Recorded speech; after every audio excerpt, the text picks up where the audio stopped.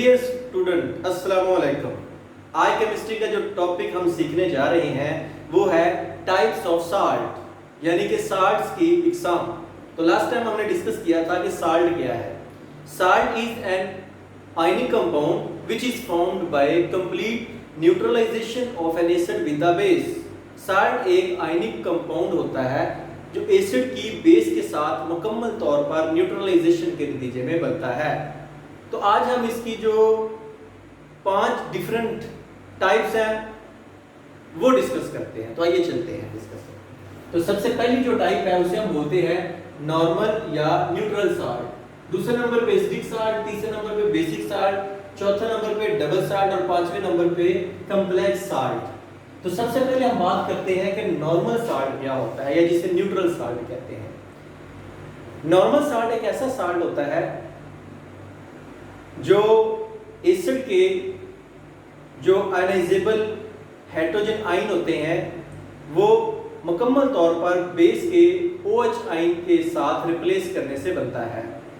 ऐसे साल्ट को हम कहते हैं नॉर्मल या न्यूट्रल साल्ट। आइए इसकी एक एग्जांपल लेते हैं, एग्जांपल के साथ इसको डिस्कस करते हैं। मेरे पास एसिड है HCl, हाइड्रोक्लोरिक एसिड,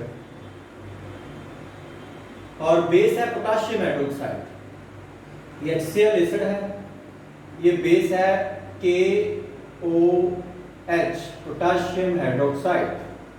जब ये दोनों आपस में रिएक्ट करते हैं तो उसके नतीजे में ये बनेगा KCl पोटेशियम क्लोराइड और H और OH के मिलने से वाटर। ये लास्ट टाइम मैंने आपको बताया था कि किस तरह साल्ट बनाते हैं कि एसिड और बेस के दो पार्ट होते हैं। पहला पॉजिटिव हिस्सा होता है कैटायनिक और दूसरा नेगेटिव हिस्सा होता है एनायनिक।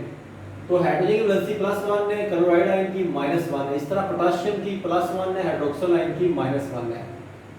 तो जब हम रिएक्शन करवाते हैं तो साल्ट का पॉजिटिव हिस्सा एसिड का जो पॉजिटिव पार्ट है वो बेस के नेगेटिव पार्ट के साथ मिलता है, और जो एसिड का नेगेटिव पार्ट होता है वो बेस के पॉजिटिव पार्ट के साथ मिलता है। तो ये आपने ख्याल रखना है कि जब भी रिएक्शन करवाना है हमेशा पॉजिटिव पार्ट पहले लिखना होता है, नेगेटिव पार्ट बाद में लिखना होता है। फॉर एग्जांपल यहाँ पे अब K और Cl है, इसमें पॉजिटिव हिस्सा K है +1 है और नेगेटिव हिस्सा क्लोराइड आयन है, पोटेशियम पॉजिटिव। और अब इनकी वैलेंसी बराबर है, कैंसिल हो जाएगी, जिसके नतीजे में KCl बनेगा। तो ये पोटेशियम क्लोराइड बनेगा और उसके साथ H और OH के मिलने से H और OH दोनों की वैलेंसी सेम है, कैंसिल हो जाएगी, जिसके नतीजे में HOH यानी कि H2O वाटर बनेगा। प्लस यहाँ पे मैं H2O लिखूंगा। ये चार चीज जो है आपने रेज कर देनी, जस्ट आपको अंडरस्टैंडिंग डेवलप करवाने के लिए मैंने ऊपर लिखे थे। तो ये है जी हमारे पास नॉर्मल या न्यूट्रल साल्ट, जिसमें आपने देखा कि एसिड ने अपने जो H पॉजिटिव आयन है वो मुकम्मल तौर पर बेस के OH नेगेटिव के साथ आयन के साथ रिप्लेस किए, जिसके नतीजे में साल्ट और वाटर बना। अब हम चलते हैं दूसरे साल्ट, दूसरी टाइप यानी एसिडिक साल्ट की जानिब चलते हैं। जैसा कि नाम से जाहिर है एसिडिक साल्ट एक ऐसा साल्ट होता है जिसमें एसिड अपने H पॉजिटिव आयन पार्शियली यानी जुज़वी तौर पर बेस के OH आयन के साथ यानी हाइड्रोक्सिल आयन के साथ रिप्लेस करता है। इसके नतीजे में बनने वाला जो साल्ट होता है उसे हम बोलते हैं एसिडिक साल्ट। अब इसकी एग्जांपल लेते हैं हम। एसिडिक साल्ट में मैं एसिड लेता हूं सल्फ्यूरिक एसिड H2SO4, और यहाँ पे बेस हम ले लेते हैं पोटेशियम हाइड्रोक्साइड KOH। रिएक्ट करवाते हैं। यहाँ पे भी आपको मैंने लास्ट टाइम मेथड बताया था कि सबसे पहले आपने इनके चार्जेस लिखने हैं, कंपाउंड बनाते वक्त आपको बहुत आसानी होगी। अब आपने क्या करना है, K और SO4। ये कैसे होगा आपको पता है, K के ऊपर चार्ज क्या होता है +1 और सल्फेट के ऊपर होता है SO4 2 नेगेटिव। अब ये सल्फेट का चार्ज पोटेशियम के नीचे और पोटेशियम का चार्ज सल्फेट आयन के नीचे जब लिखेंगे तो ये बनेगा K2SO4 पोटेशियम सल्फेट। लेकिन ये तो मुकम्मल रिप्लेसमेंट हो जाएगी।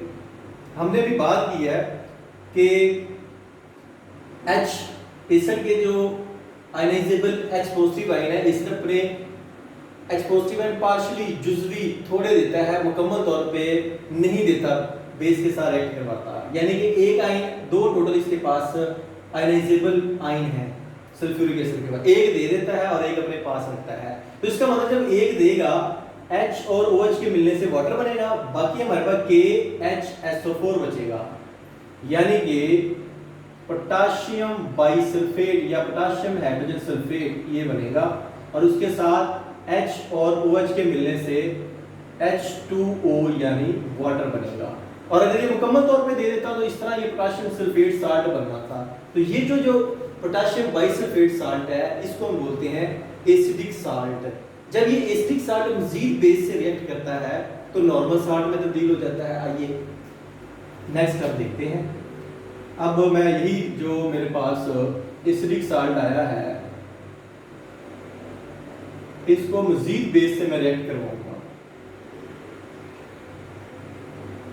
Potassium bisulphate plus potassium hydroxide. अब देखिएगा, अब एक इसके पास H है, ये OH के साथ मिलेगा, वाटर बनेगा, K एक और एक दो हो जाएंगे, SO4 वैसे वैसे, यानी कि K2SO4 potassium sulphate plus H2O water बनेगा। ये जो K2SO4 है ये है नॉर्मल साल्ट। तो जब भी एसिडिक साल्ट बेस से रिएक्ट करता है तो नॉर्मल साल्ट बनता है। अब हम चलते हैं नेक्स्ट तीसरे साल्ट की जानिब, यानी बेसिक साल्ट। जैसा कि नाम से ज़ाहिर है, एक ऐसा साल्ट जिसमें बेस अपने OH नेगेटिव यानी hydroxyl ion, ionizable OH negative ion partially या जुजवी तौर पर एसिड के साथ रिप्लेस करे। इसके नतीजे में बनने वाले साल्ट को हम कहते हैं बेसिक साल्ट। यानी बेस अपने OH आयन मुकम्मल तौर पर एसिड के H आयन के साथ रिप्लेस नहीं करती, यानी कि जुजवी तौर पे करती है, पार्शियली तौर पे करती है। आइए अब एग्जांपल की मदद से इसको समझते हैं। एल्युमिनियम हाइड्रोक्साइड हमारे पास एक बेस है, AlOH थ्राइस, एल्युमिनियम हाइड्रोक्साइड। अब इसको हम HCl एसिड के साथ रिएक्ट करवाते हैं, जिसके नतीजे में आप देखिएगा, एक तो ये यहाँ से वाटर बनेगा, OH यहाँ पे 3 है, 3 में से एक OH इस H से मिलेगा तो ये बनेगा H2O वाटर प्लस, अब यहाँ पे OH रह गए हमारे पास 2, कैसे लिखेंगे, AlOH ट्वाइस, इसका ये जो नेगेटिव पार्ट इसके साथ आ गया Cl, यानी कि AlOH ट्वाइस और ये Cl इसके साथ। तो ये जो कंपाउंड बना है एल्युमिनियम के साथ, जो 2 OH ग्रुप लगे और साथ एक क्लोराइड ग्रुप लगा हुआ है, ये जो साल्ट बना है ये बेसिक साल्ट है। अब हम क्या करते हैं, इस बेसिक साल्ट को मजीद रिएक्ट करवाते हैं एसिड के साथ,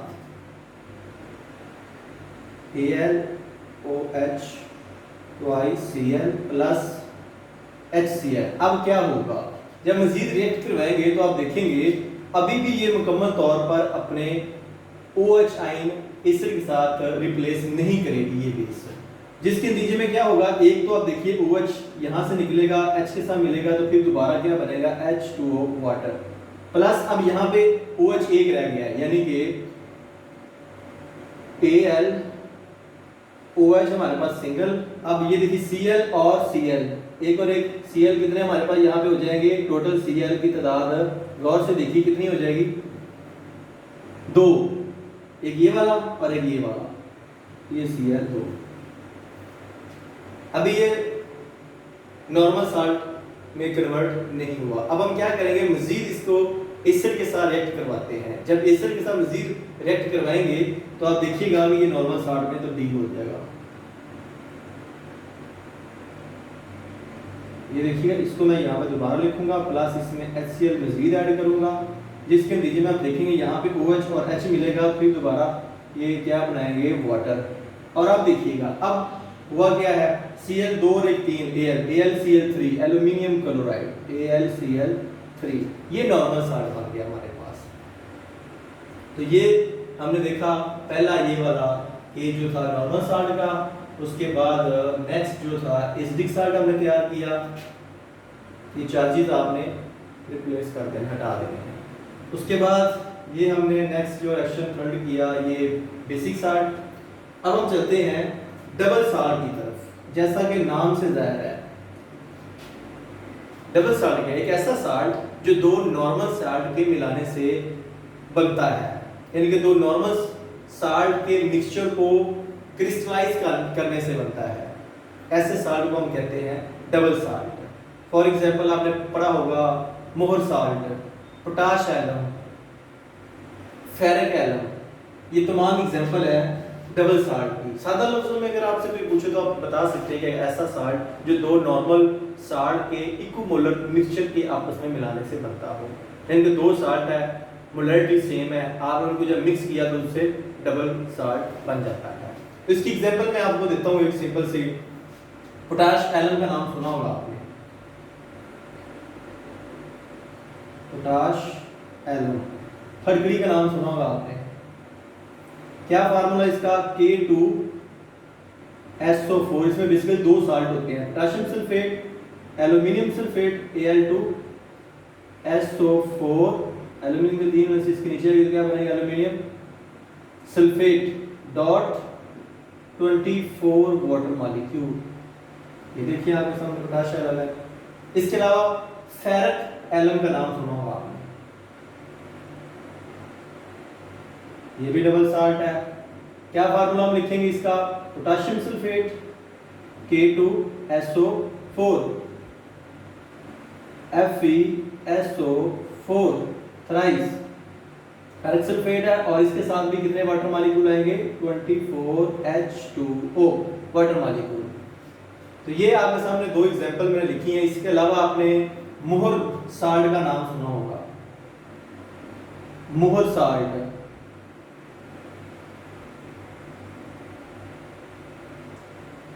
क्या फार्मूला होगा इसका? आपने सिलेबस के अंदर पढ़ा होगा, फेरस सल्फेट FeSO4, उसके बाद अमोनियम सल्फेट है NH4 और ट्वाइस SO4 अमोनियम सल्फेट, और इसके साथ 6 वाटर मॉलिक्यूल भी आते हैं। तो ये हमारे पास तीन जो मैंने एग्जांपल दिए हैं ये है डबल साल्ट्स की। उसके बाद हमारे पास एक लास्ट एक और साल्ट है जिसको हम बोलते हैं कम्प्लेक्स साल्ट। नाम से जाहिर है, कम्प्लेक्स साल्ट एक ऐसा साल्ट होता है जिसमें एक केटाइन और दूसरा एनाइन। ये जब सिंपल केटाइन और एनाइन मिलते हैं तो उससे तो हम जानते हैं कि हमें पता चल जाता है कि जो साल्ट बनता है, लेकिन इसमें कुछ थोड़ा सा डिफरेंस होता है। एक केटाइन होता है, दूसरा कम्प्लेक्स एनाइन होता है, और अगर एक एनाइन है तो दूसरा कम्प्लेक्स केटाइन होता है। तो एक केटाइन और एक कम्प्लेक्स एनाइन के मिलने से, या एक एनाइन और एक कम्प्लेक्स केटाइन के मिलने से जो साल्ट बनता है उसको हम बोलते हैं कम्प्लेक्स साल्ट। फॉर एग्जांपल आपने पोटेशियम फेरोसाइनाइड का नाम सुना होगा, पोटेशियम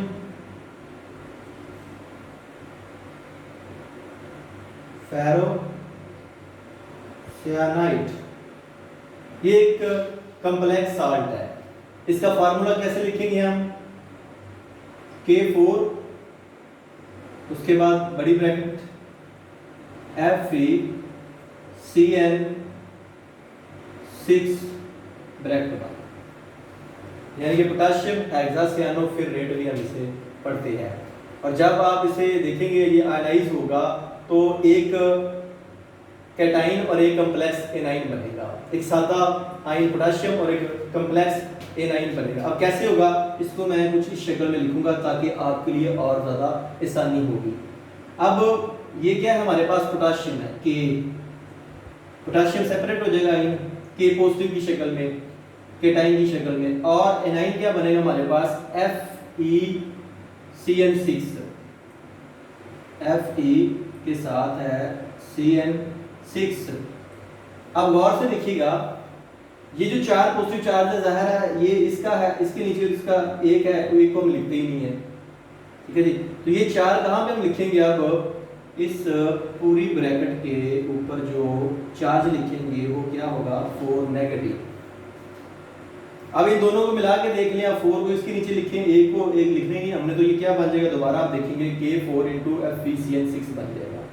तो ये जो हमारे पास साल्ट है इसको हम बोलते हैं कम्प्लेक्स साल्ट, जो कि एक केटाइन और एक कम्प्लेक्स एनाइन पर मुश्तमिल है। यहाँ पे एनाइन भी हो सकता था, फिर यहाँ पे कम्प्लेक्स केटाइन होना था। तो ये है जी आज के हमारे मुख्तलिफ जो साल्ट्स की टाइप्स थी, जो हमने 5 डिफरेंट टाइप्स डिस्कस किए। मैं उम्मीद करूंगा कि आपको इस तरह के रिएक्शन खुद करने आ गए हैं, और अब आप लैब में या अपने स्कूल या जहां भी आप इदारे में पढ़ते हैं उसमें खुद रिएक्टेंट लेके उनसे प्रोडक्ट बना सकेंगे। अगर ये वीडियो पसंद आई है तो इसको लाइक कीजिएगा और अपने दोस्तों के साथ भी इसे शेयर कीजिएगा, ताकि आपके दोस्त भी घर बैठे इन रिएक्शन को समझ सके, साल्ट की प्रिपरेशन कर सके, साल्ट की टाइप को डिस्कस कर सके। और अगर आपको साहब का वीडियोस नहीं सूट हो रही तो आप मेरे इस प्रैक्टिकल वीडियो चैनल को सब्सक्राइब करें। आपकी राइट साइड पे यहाँ पे रेड कलर का सब्सक्राइब का बटन है, उसको प्रेस कीजिए, साथ बेल आइकन है उसको दबाइएगा, ताकि नेक्स्ट हर आने वाली वीडियो आप तक पहुँच जाए। तो बहुत ज़्यादा शुक्रिया अदा करूँगा आप सब बच्चों का, दोस्तों का, कोलीग्स का, जो इन वीडियोस को देखते हैं, लाइक करते हैं और अपने दोस्तों के साथ शेयर करते हैं और अपने पॉजिटिव ख्यालात का इजहार करते हैं। तो इन अल्फाज के साथ नेक्स्ट वीडियो तक आपसे इजाज़त चाहूँगा। अल्लाह हाफिज़।